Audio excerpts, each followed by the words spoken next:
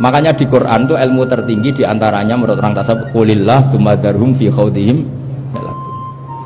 Saya itu gak pernah loh takut mati meskipun saya masih muda, karena saya bayangkan mati itu ya baik-baik saja. Ketika saya hidup ya gak tahu cara ngelola nyawa saya, kenapa kok gak pergi. Kamu tahu caranya ngelola nyawa kamu, kok gak mati sekarang? Gak tahu kan? Tahu-tahu masih hidup kan? Tahu-tahu diutang semacam-macam lah. Sebetulnya kita zaman hidup pun gak tahu cara ngelola nyawa kita, cara kerja jantung kita, cara kerja paru-paru kita. Nanti setelah kita mati pun tidak tahu caranya hidup ketika dia. Tapi anehnya kita, mosok manusia sudah dilemah iso hidup lagi. Memangnya kita sekarang bisa hidup karena kita tahu-tahu ya hidup. Ditekdir anak yang melarat, pesek, elek. Orang lain ditekdir anak kiai, Gus, mulyo. Kita kan tidak pernah bisa milih bapak itu ora iso. Ngerti-ngerti anak Karmen, anak Karlan itu sudah gak tahu. Artinya gini, ya sudah ya Allah, ketika saya hidup ya tidak tahu kenapa saya hidup, pasti engkau yang menghidupkan. Ketika saya mati juga gak tahu kenapa saya mati, pasti engkau yang menghidupkan dan mematikan. Maka saya akan baik-baik saja di akhirat, karena ketika di dunia Tuhannya yang engkau, ketika di akhirat Tuhannya, dan sifat engkau tidak akan rubah, tetap arhamur rahimin. Makanya dulu wali-wali itu kalau mau mati ya santai aja. Said Umar bin Abdul Aziz itu ulama-ulama dulu, kalau mau meninggal itu kalau keluarganya nangis marah besar.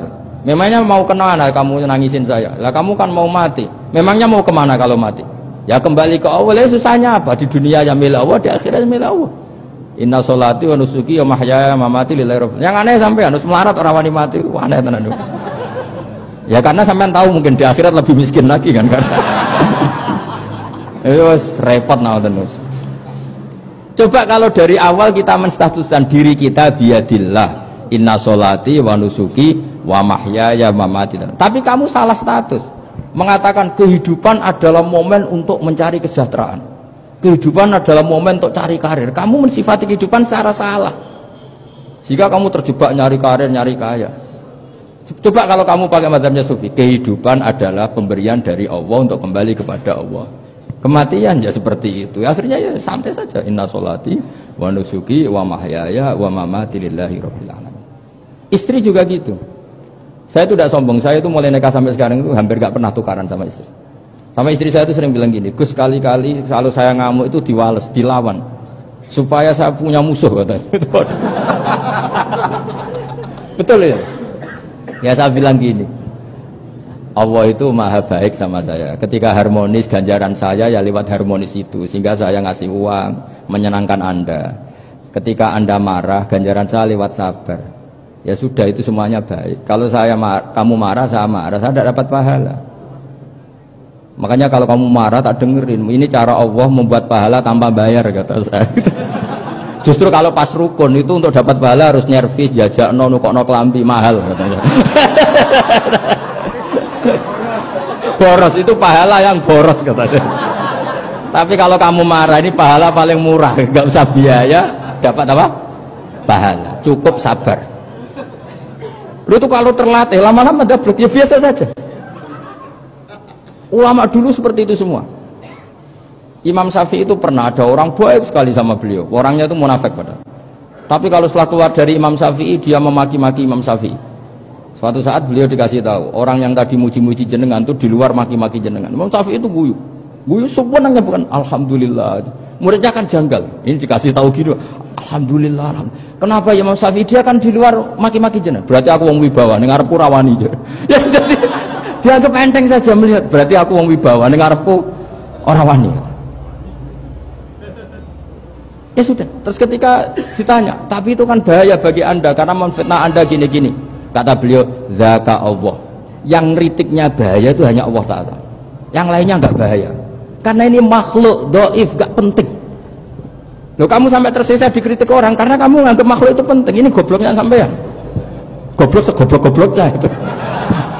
Coba kalau kamu mensatukan makhluk tetap makhluk, kritiknya enggak penting. Selesai kan? Selesai enggak? Ini problem Anda ada wali itu, kalau dikritik ya susah. Makanya ada wali itu problem menurut saya. Makanya saya nggak ingin nggak jadi wali itu kan. Karena hanya wali yang hidupnya itu la khaufun alaihim wa lahum yahzanun. Orang dulu tuh semudah itu hidup. Gampang saja. Dulu ceritanya diantara ceritanya manakibnya Sayyid Ja'far Shadiq itu, kalau ada orang memaki-maki dia itu dikirimi hadiah. Kenapa ya? Karena kebaikan kamu telah kamu berikan kepada saya, ini hadiahnya. Sampai malu yang ngeritik itu. Kan kalau orang ngerasani itu kan kebaikannya dikasihkan sama yang dirasani. Lah kamu kan ngajinya seperti itu, tapi dirasani kok susah. Harusnya kan kasih aja, ditransferi saja. Alhamdulillah. Ya karena kita salah menamain tadi, sing rasani pembenci, pembenci itu bahaya, sehingga kamu mereaksi secara serius. Coba kalau kamu pakai hukumnya Allah dan Rasul, pembenci itu pemberi kebaikan, istri marah adalah pemberi kebaikan. Ada yang berani mulai meraktekan? Latih begitu terus, insya Allah nanti hidup kamu barokah. Itu disebut wa'allama adamal asma. Dan itu yang diajarkan Rasulullah. Rasulullah itu kalau ngajarkan hidup itu gampang sekali. Allahumma ja'alil hayata ziyadatan li fi kulli khairin wal mauta rohatan li min kulli syarrin. Jadi kalau kita hidup, anggap saja peluang untuk nambah kebaikan. Kalau kita mati, anggap saja akhir dari semua potensi kejahatan kita. Anda sekarang mungkin tidak zina, tapi potensi zina. Anda sekarang tidak korupsi, potensi korupsi. Anda sekarang tidak selingkuh, tetap potensi selingkuh. Nah, anggap saja kalau mati, berarti akhir dari segala potensi itu. Alhamdulillah. Makanya saya tuh gak pernah takut mati, karena saya misalnya setiap saat mati ya saya nanti akan bilang, ya Allah ini sudah mau mati, berarti mau akhir dari segala potensi keburukan saya. Alhamdulillah. Makanya itu ulama-ulama dulu kalau ada preman mati, saya guys tonggone ragil muni saya, wah preman kurang ajar, saya guys tonggone tetap ragil muni saya, padahal kiai ini muni saya guys pun mati pun buatan sakit macam-macam nih pasti. Karena dia dengan mati berarti rohatan mengguli syarrin, keburukannya tidak terulang lah. Lah keburukan nggak terulang lagi itu saya apa buruk? Saya. Makanya kiainya minta saya ge niki, tonggone cek menengahin. Saya ge menengahin.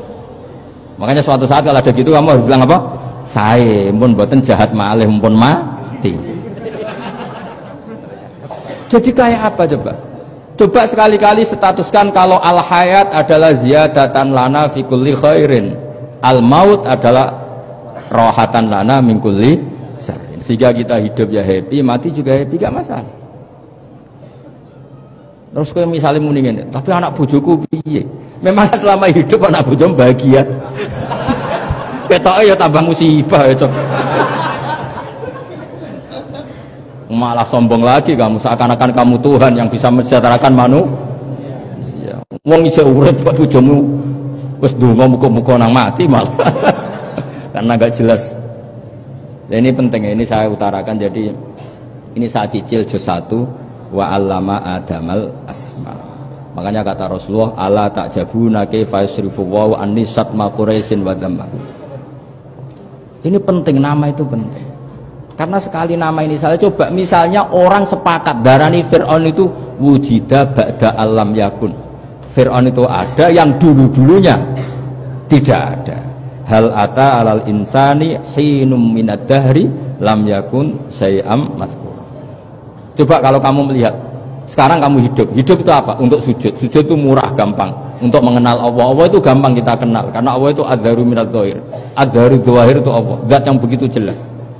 Lah mati itu mau apa? Ya menuju Allah.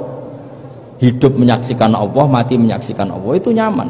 Yang menjadi tidak nyaman karena kamu salah bikin status. Hidup untuk menggapai cita-cita, untuk sukses. Wong komunis yo muni ngono, lonte yo muni ngono, copet yo muni ngono. Rumah samu sing men bahagia iku ya tok. Rumah samu sing men duwe akeh ku tok. Coba copet kamu tanya, kenapa kamu nyopet? Ingin punya uang banyak. Terus kiai tak kok sering dakwah kena opo? Repot dong. Nak jawabe ngono maksudnya. Tapi nak jawabe dakwah nyebarno Islam, aku ora dibayar apa-apa. Waras berarti, napa? Ini penting saya utarakan, makanya saya itu mau ngajar itu diantaranya itu. Al ismu ya dulu ala musamma. Maka itu hebatnya Quran. Quran itu ketika menjamakkan kata ilah itu diulang. Qul law kana ma'ahu alihatun kama yaqulun, kata Allah. Karena lafadz ilah itu nggak boleh dijamakkan. Itu jamak kriminal ya. Loh kok tidak kriminal gimana coba? Kalau Zaidun itu satu, boleh nggak kamu mengatakan ja'a Zaidani? Nggak boleh kan? Kalau Zaidun satu, boleh nggak kamu mengatakan ja'a Zaiduna? Nggak boleh kan? Sama ilah itu satu apa dua?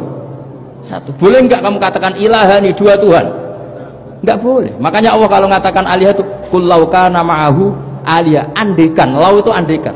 Itu aja masih ditututi kama yakulun, sebagaimana mereka katakan. Karena lafadz ilah itu tidak pernah punya jama' alihah. Makanya Allah mengatakan kullau kana ma'ahu alihah, masih ditambahi kama yakulun, tapi itu kata mereka, kira-kira gitu.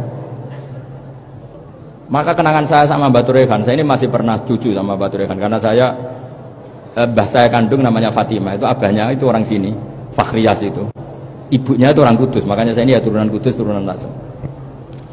Itu kalau Batu Rehan, kalau hari kematian Yesus itu kan ditulis hari wafatnya Yesus. Batu Rehan kan tentu meyakini Yesus itu Isa itu tidak mati tapi makanya di kalender Kudus sampai lihat itu kan matinya Sibah Isa, kan ada dalam kurung Sibah Isa, jadi yang mati itu Sibah Isa.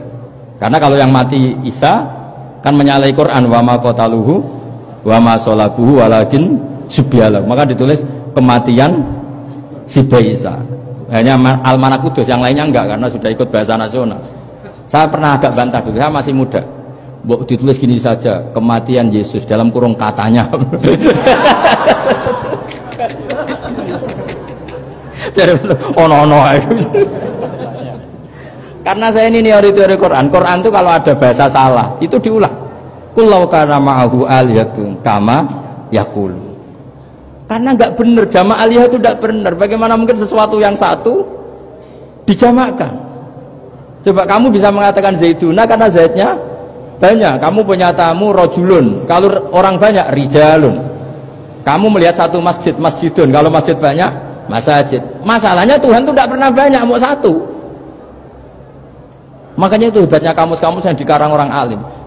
Tasniahnya ilahun itu lam yujad katanya, tapi wajaduhu wasamauhu. Tasniah ini nggak ada secara hakikat, tapi mereka ada yang menjamakkan, yaitu mereka-mereka yang salah. Makanya tadi dalam ilmu mantek, kesalahan itu tidak pernah ada, yang ada adalah orang yang salah. Jadi kesalahan itu tidak pernah ada, yang ada adalah orang yang satu tambah satu pasti dua, nggak mungkin empat nggak ada, lima nggak ada, tapi orang jawab salah banyak.